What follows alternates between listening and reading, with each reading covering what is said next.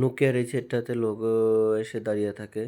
চালু করলে এটার লোগো সামনে এসে দাঁড়িয়ে থাকে। তো কাস্টমার এসে বলতেছে, ভাইয়া সেটটা আমি আরও আগে অন্য একটা দোকানে দিছি, সেই দোকানদার ঠিক করতে পারে নাই। ভাই দেখেন তো আমার সেটটা কী হয়েছে। তো আমি এটা হাতে নিলাম, হাতে নিয়ে দেখলাম যে অনেকক্ষণ ব্যাটারি লাগালাম, ব্যাটারি লাগিয়ে দেখলাম যে সত্যি এটা লোগো এসে দাঁড়িয়ে থাকে। পরে আমি বেশি কিছু করলাম না, সবার আগে হচ্ছে একটা ব্যাটারি চেঞ্জ করে দিব। আগে দেখবো যে আসলে এটা ব্যাটারিতে চেঞ্জ করলে হয় কি না। যদি ব্যাটারি দিয়ে চেঞ্জ করলে হয় তাহলে আমি সেট খুলবো না। পরের অপশনে হচ্ছে এরপরে আমরা ব্যাটারিটা লাগাবো। ব্যাটারিটা লাগানোর পরে এটা দেখবো যে চালু হয় কি না। তো আবার ট্রাই করতেছি যে আসলে চালু হয় কি না। আগের ব্যাটারি দিয়ে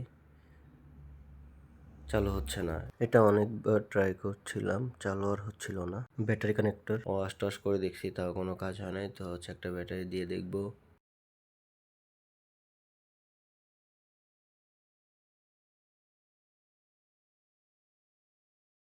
তো এই যে চালু হয়ে গেল, তার মানে এটা ব্যাটারি সমস্যা।